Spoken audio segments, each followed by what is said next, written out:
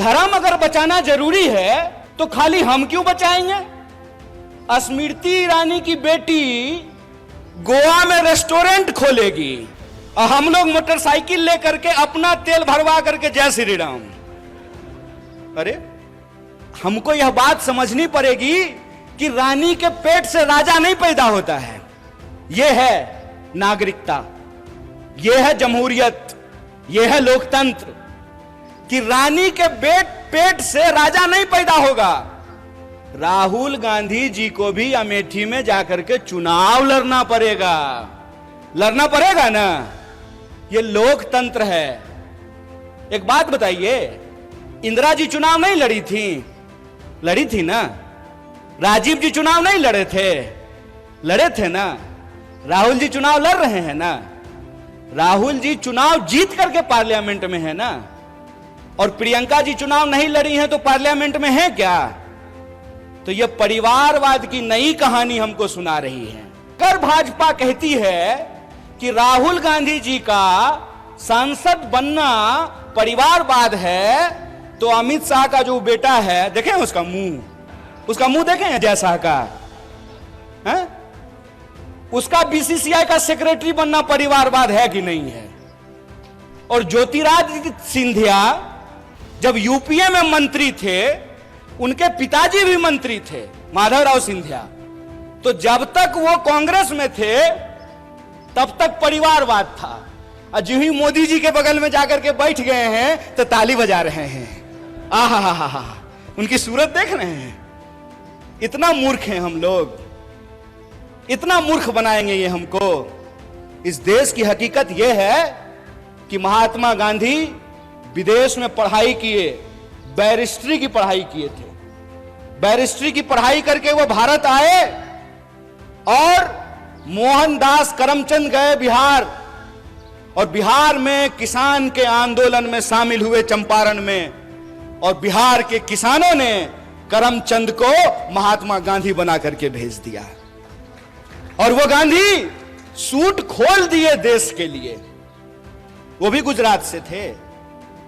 एक गुजरात के गांधी सूट खोल दिए देश के लिए, एक गुजरात के मोदी 10 लाख का सूट पहन लिए दोस्त के लिए। हमारी और आपकी एकता इस देश में परिवर्तन की नई इबादत लिख सकता है। इसीलिए जो हमारे मन की बात है, वो मन की बात आपके जो मन में है वो बिल्कुल एक सा है। क्योंकि हमारा यह मानना है कि हम देश के किसी भी इलाके में रह रहे हों, चाहे उत्तर में रह रहे हों या दक्षिण में, पूरब में रह रहे हों या पश्चिम में, हमारा पूरा देश आज विभिन्न तरह की समस्याओं से घिरा हुआ है। अगर इन समस्याओं से हम निजात पाना चाहते हैं तो हमारे और आपके बीच में संवाद होना बहुत जरूरी है। और उसी संवाद के सिलसिले में मैं 2-4 बातें आपसे करना चाहता हूं। मैं मार्गदर्शन करने के लिए आपका नहीं आया हूं, आपसे मार्गदर्शन प्राप्त करने के लिए आया हूं। आप सब लोग रोज न्यूज देखते होंगे, आपके व्हाट्सएप पे रोज कोई ना कोई मैसेज आता होगा। यहां नौजवान सब बैठा हुआ है, क्या व्हाट्सएप पे कभी मैसेज आया है कि नेहरू जी मुसलमान हैं? आया है कि नहीं आया है? आया है ना? यहां जितने लोग बैठे हुए हैं, कोई ऐसा व्यक्ति नहीं है जिसको कांग्रेस पार्टी के बारे में, नेहरू जी के बारे में, गांधी जी के बारे में, हमारे नेता राहुल गांधी के बारे में मिस इन्फॉर्मेशन नहीं आया हो। कोई ऐसा व्यक्ति नहीं है। तो मैं यहां इतिहास की एक घटना आपके सामने रखना चाहता हूं। जब लोदियों का शासन था दिल्ली में, तो बाबर तोप लेकर के आया था। तकनीक नई थी, और उस नई तकनीक के बदौलत बाबर ने लोदियों को हरा दिया और मुगल राज की स्थापना हो गई।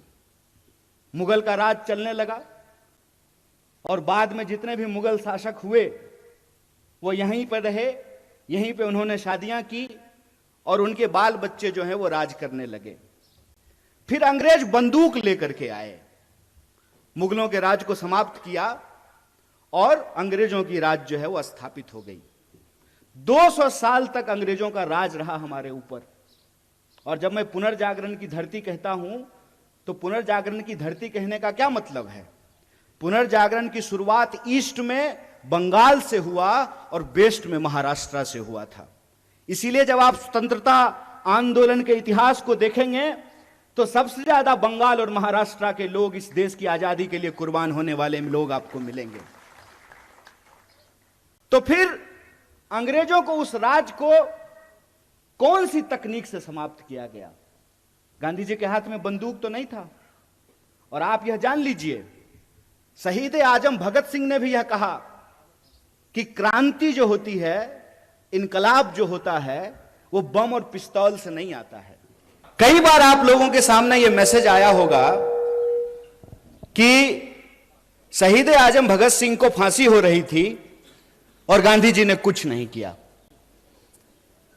यह तमाम जो चीज है, इसको हमको समझना पड़ेगा।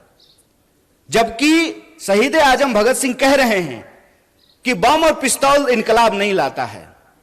बम का दर्शन भगवती चरण बोहरा ने लिखा था, शहीद आजम भगत सिंह ने नहीं लिखा था। तो वो कौन सी ऐसी ताकत थी जो अंग्रेजों के 200 साल के राज को समाप्त किया? उस ताकत का नाम क्या था?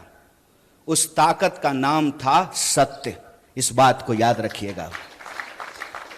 और सत्य की ताकत से भारतीय राष्ट्रीय कांग्रेस इस देश के आम लोगों को इकट्ठा करके, चंपारण जब गांधी गए थे तो किसानों का आंदोलन लड़ने के लिए गए थे। महिलाओं को जब इकट्ठा किया पिकेटिंग आंदोलन के लिए, शराबबंदी के लिए, तो महिलाएं आंदोलन कर रही थी, आदिवासी आंदोलन कर रहे थे, दलित आंदोलन कर रहे थे, शेतकरी आंदोलन कर रहे थे, कामगारों का आंदोलन हो रहा था। और तमाम आंदोलनों को इकट्ठा करके महात्मा गांधी ने, जो अंग्रेजों के हाथ में बंदूक थी, बड़े बड़े जंगी जहाज थे, सत्य की ताकत से उसको परास्त कर दिया और 15 अगस्त 1947 को इस देश को आजादी मिल गई। मैं ये कहानी अक्सर लोगों से पूछता हूं, आजाद होने का क्या मतलब होता है? आजाद भारत में हम आजाद नागरिक हैं। आजाद होने का क्या मतलब होता है? आजाद का मतलब होता है अपने ख्यालों से आजाद होना। आजाद का मतलब होता है सत्य को परख करके झूठ और सच का फर्क करना। आजाद का मतलब होता है कि महिलाएं जो बैठी हुई हैं साड़ी पहन करके, उनका भी वोट एक है। और यहां जो कुर्सी सजाए हुए हैं आमदार, इसमें से हो जाएंगे कोई खासदार, उनका भी वोट एक है। बोलिए है कि नहीं है? आजाद होने का मतलब यह होता है कि हम भी अपराध करेंगे तो हमारे ऊपर भी वही कानून लागू होगा, और इस देश का कोई मंत्री भी अपराध करेगा तो उसके ऊपर भी वही कानून लागू होना चाहिए। आजाद होने का मतलब होता है कि अगर सत्य है हमारे पास तो हम सत्य की ताकत पर सत्ता से सवाल कर सकते हैं। आजाद होने का मतलब होता है खुली हवा में सांस लेना, अपने देश के लिए, समाज के लिए अपने कर्तव्य को पूरा करना। और राज्य और सरकार का यह कर्तव्य है कि वह नागरिक की जरूरतों को पूरा करे। यह होता है आजाद होने का मतलब।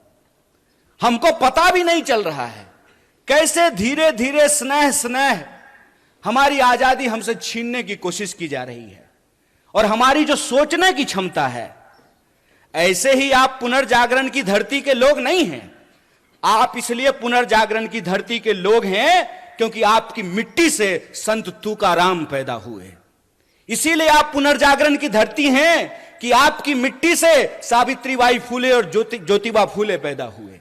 इसीलिए आप पुनर्जागरण की भूमि हैं कि आपकी मिट्टी पे डॉक्टर बाबा साहब भीमराव अंबेडकर ने उसको अपनी कर्म भूमि बनाने का काम किया। आप इसलिए पुनर्जागरण की भूमि है कि स्वतंत्रता आंदोलन की कोई भी धारा हो, चाहे क्रांतिकारी धारा हो या उदारवादी धारा हो, तमाम तरह के सपूतों को आपकी मिट्टी ने पैदा किया है। आप इसलिए पुनर्जागरण की धरती हैं क्योंकि आपके यहां क्रांतिकारी कवि अन्ना भाऊ साठे पैदा हुए हैं। यह जो इतिहास है आपका, छत्रपति शिवाजी महाराज से लेकर के साहू जी महाराज तक, यह इतिहास आपका स्वर्णिम इतिहास है। लेकिन आज आप देखिए कि इस मिट्टी के जो लोग हैं उनको कैसे मूर्ख बनाया जा रहा है। एक सवाल हम यहां खड़ा होकर के पूछें, हमारे एनसीपी के जिला अध्यक्ष हैं यहां पे, हम आपको यह नहीं बोलेंगे कि आप पवार वाले एनसीपी हैं। हम आपको यही कहेंगे कि आप सच्चा एनसीपी हैं, वो खरीदा हुआ एनसीपी है। आप सच्चा एनसीपी हैं और वो भाजपा का जो इलेक्शन डिपार्टमेंट है ना, इलेक्शन डिपार्टमेंट ईडी, पूरी सरकार ही चल रही है ईडी और सीडी पे। या तो ईडी भेजते हैं या सीडी भेजते हैं। तो जिसका ईडी और सीडी नहीं है वो सच्चा है, जिसका ईडी और सीडी है वो झूठा है, वो झूठ के साथ जाकर के खड़ा है। और मैं ये सवाल आपसे पूछता हूं, इसका जवाब आपको अपने आप मिल जाएगा, क्योंकि मैं महसूस करता हूं और मैं ऋणी हूं महात्मा गांधी का, मैं ऋणी हूं पंडित जवाहरलाल नेहरू का, मैं ऋणी हूं डॉक्टर बाबा साहब भीमराव अंबेडकर का, मैं ऋणी हूं सरदार वल्लभ भाई पटेल का, सुभाष चंद्र बोस का, सरोजिनी नायडू का। मैं ऋणी हूं उनका कि वो अंग्रेजों से लड़ करके हमको आजादी दिलाए। मैं ऋणी हूं लाल बहादुर शास्त्री का, मैं ऋणी हूं इंदिरा गांधी का, राजीव गांधी का, कि जो आजादी हमारे पुरखों ने हमको दिलाई, जो आजादी हमको हमारे संविधान ने दिया, उस आजादी को ये लोग बचा करके रखे। इसीलिए तो एक साधारण नौजवान जिसकी मां आंगनवाड़ी में काम करती है, वो आप तमाम लोगों के सामने माइक लेकर के इन तमाम नेताओं के सामने खड़ा होकर के भाषण दे रहा है। यह संविधान की ताकत है, यह उस आजादी के आंदोलन का इतिहास है कि आज हम आजाद देश में सांस ले पा रहे हैं। लेकिन कैसे यह आजादी हमसे छीनी जा रही है, इस बात को हमको समझना पड़ेगा। कैसे नए तकनीक का, इंटरनेट का और सोशल मीडिया का सहारा लेकर के झूठ परोसा जा रहा है और सत्य को झुठलाने की कोशिश की जा रही है, इस बात को हमको समझना पड़ेगा। यह इतिहास नहीं बना सकते हैं। आपको मालूम है, देश के जो पंत प्रधान हैं, जिनको हिंदी में हम लोग प्रधानमंत्री कहते हैं, वो इतिहास में फेल हो गए थे। मैं मजाक नहीं कर रहा हूं, मैं झूठ नहीं बोलता हूं, क्योंकि मैं भाजपा में नहीं हूं, मैं सच बोल रहा हूं। वो इतिहास में फेल हो गए थे। और डॉक्टर बाबा साहब भीमराव अंबेडकर ने एक बड़ी मजेदार बात कही है। उन्होंने कहा है कि जो पीढ़ी अपना इतिहास भुला देती है, इतिहास भी उसको भुला देता है। इसीलिए ये इतिहास जब बना नहीं सकते हैं, तो इतिहास को मिटाने की कोशिश कर रहे हैं। जो अपना मकान बना नहीं सकते, दूसरे की मकान पे अपना नाम लिख करके कहते हैं कि हमने इतिहास बनाया है। अरे साहब, आपने तो इंसान को इंसान नहीं बनाया है, आप इतिहास क्या बनाएंगे? झूठ के सहारे ये एक इमारत खड़ी करने की कोशिश कर रहे हैं। झूठ का सहारा लेकर के ये इतिहास को पलटने की कोशिश कर रहे हैं। क्यों? क्योंकि इनका इतिहास खराब है, क्योंकि इनका इतिहास इस देश के साथ गद्दारी करने का इतिहास है। इनका इतिहास इस देश के लोग जब अंग्रेजों के खिलाफ लड़ रहे थे, तो उनके साथ चाय पर बैठ करके चर्चा करने का इतिहास है। इनका इतिहास अंग्रेजों की जासूसी करने का इतिहास है। मैं जितने संतों का नाम ले रहा हूं, जितने वीरों का नाम ले रहा हूं, जितनी वीरांगनाओं का नाम ले रहा हूं, बताइए एक का भी संबंध भारतीय जनता पार्टी से है क्या? लेकिन हमको गर्व है कि हम जितने भी लोगों का नाम ले रहे हैं, प्रत्यक्ष या परोक्ष रूप से उनका संबंध भारतीय राष्ट्रीय कांग्रेस से है। इसीलिए आप तमाम लोग जो यहां मौजूद हैं, सबसे पहले आपको गौरवान्वित महसूस होना चाहिए कि आप उस पार्टी का हिस्सा हुए हैं जिस पार्टी ने इस देश को आजादी दिलाई है। उस पार्टी के आप सदस्य हैं जिसने इस देश में बराबरी के सिद्धांत को लागू किया है। बोलिए, इस देश में महिलाओं ने कोई आंदोलन किया था क्या? समान वोट के अधिकार का कोई आंदोलन नहीं किया था ना? समान वोट का अधिकार मिला कि नहीं मिला? लोग जो हेलीकॉप्टर से उड़ते हैं उनका भी वोट एक, और जो साइकिल पे चलता भी उसका भी वोट एक है कि नहीं है? अगर वोट का अधिकार नहीं होता तो आपको लगता है कि 5 साल में चुनाव के बाद हेलीकॉप्टर लेकर के कोल्हापुर सिटी की गलियों में नेताजी हाथ जोड़ करके आपके सामने खड़े होते? बिल्कुल नहीं खड़े होते। तो जो अधिकार हमको मिला है, वो अधिकार हमसे छीना क्यों जा रहा है?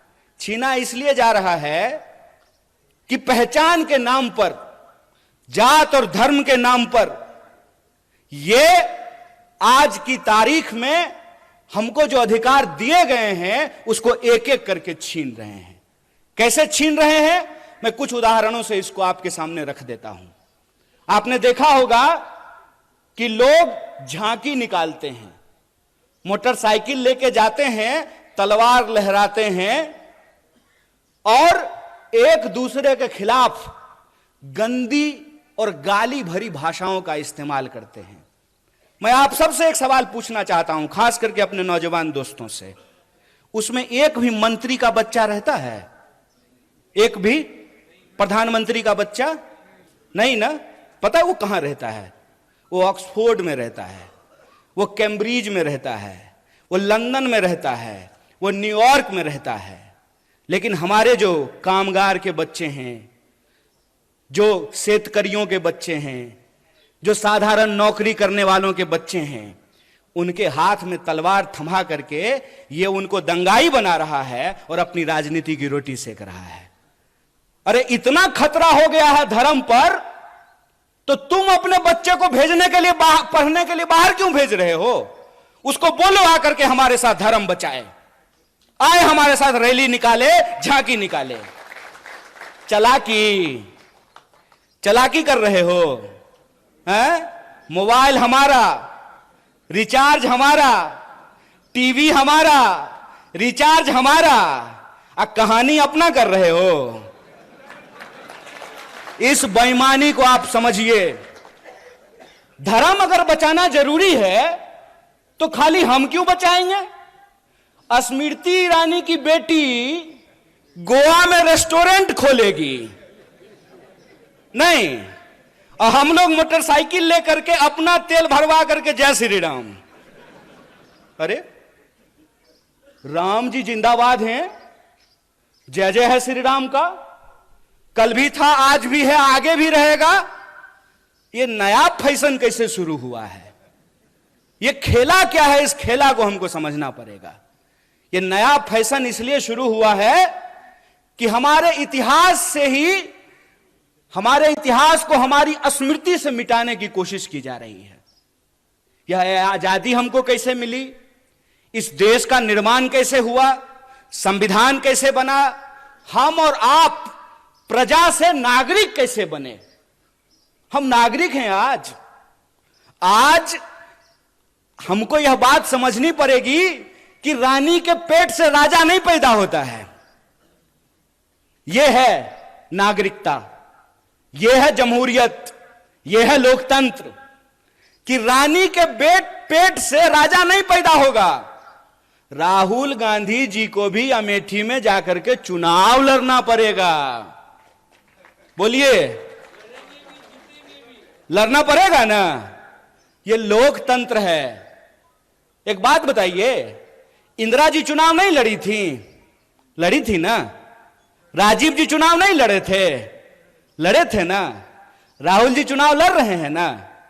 राहुल जी चुनाव जीत करके पार्लियामेंट में है ना। और प्रियंका जी चुनाव नहीं लड़ी हैं तो पार्लियामेंट में है क्या? तो यह परिवारवाद की नई कहानी हमको सुना रही है। तो आप सब अपने मन में विचार कीजिए। आजाद होने का मतलब है आजाद ख्याल से प्रश्न करना। मैं मंच पे खड़ा हूं तो मैं जो भी बोलूंगा उसको आप यूं ही सच मत मान लीजिए। आप अपने मन में विचार कीजिए कि अगर भाजपा कहती है कि राहुल गांधी जी का सांसद बनना परिवारवाद है, तो अमित शाह का जो बेटा है, देखें उसका मुंह देखें अजय शाह का है? उसका बीसीसीआई का सेक्रेटरी बनना परिवारवाद है कि नहीं है? और ज्योतिरादित्य सिंधिया जब यूपीए में मंत्री थे, उनके पिताजी भी मंत्री थे, माधवराव सिंधिया।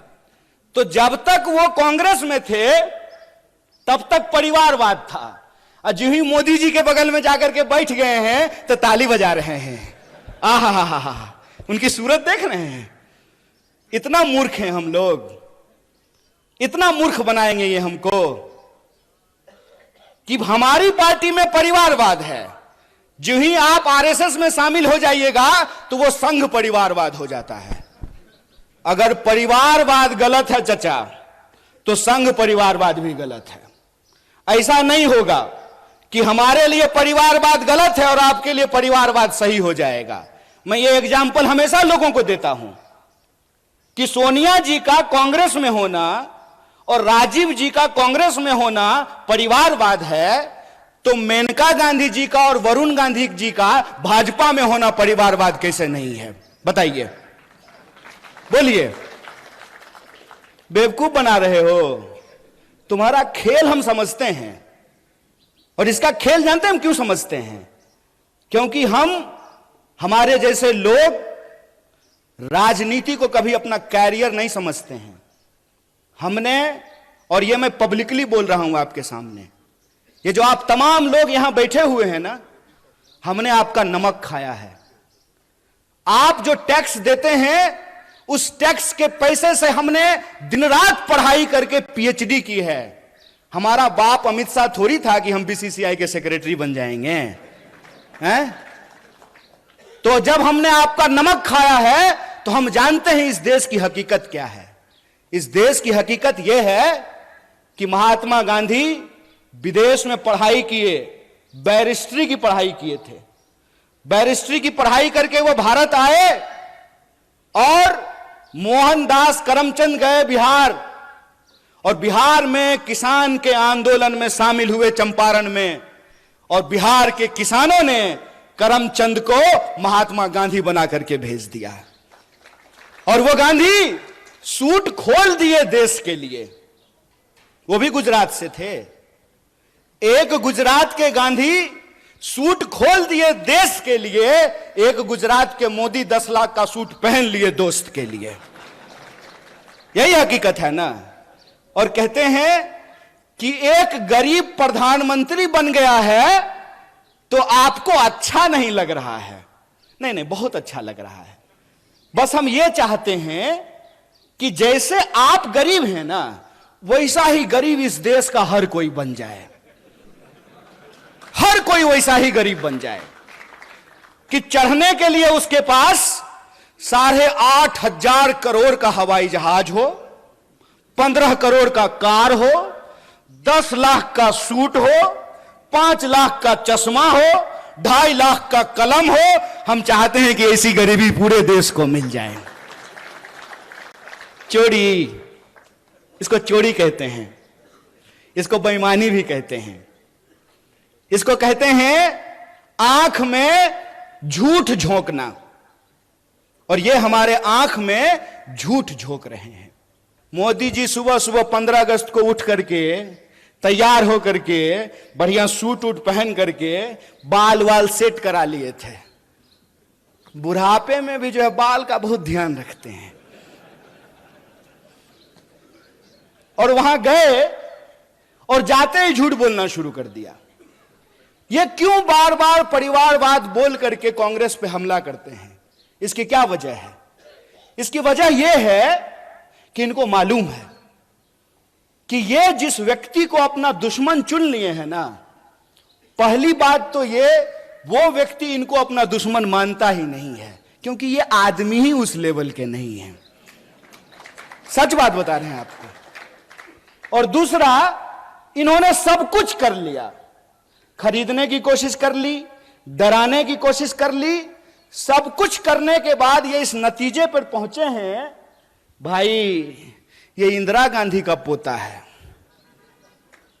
मर जाएगा, झुकेगा नहीं। जिस परिवार ने इस देश की एकता और अखंडता के लिए 2-2 प्रधानमंत्री की जान गंवाई हो, उसको टुकड़े टुकड़े गैंग बोलते हो। अरे जब बोलते हो ना, तो शर्म से तुम्हारा जुबान कट जाना चाहिए अपने आप। अगर शर्म होती ना, तो यह बोलने की हिम्मत नहीं करते। नेहरू के बारे में व्हाट्सएप मैसेज फैलाते हो कि नेहरू ने इस देश को बर्बाद कर दिया। अगर नेहरू नहीं होते ना, एक इंसान को एक इंसान के वोट का अधिकार नहीं मिला होता ना, तो आपको लगता है मोदी जिस गर्व से कहते हैं कि मेरी मां बर्तन मांजती थी तो बर्तन मांजने वाली का बेटा देश का प्रधानमंत्री बन पाता? संभव था ये? अगर कांग्रेस 70 साल तक इस देश की जमहूरियत को बचा करके नहीं रखती तो जयशाह का बाप तरीपार होने के बाद देश का गृह मंत्री बन पाता? खेला कर रहे हो। यह सच्चाई आज न कल इंसान के सामने आएगी, क्योंकि सच और झूठ में एक फर्क होता है। झूठ को चाहे आप कितनी बार भी बोल लीजिए, लेकिन वो सच को नहीं दबा सकता है।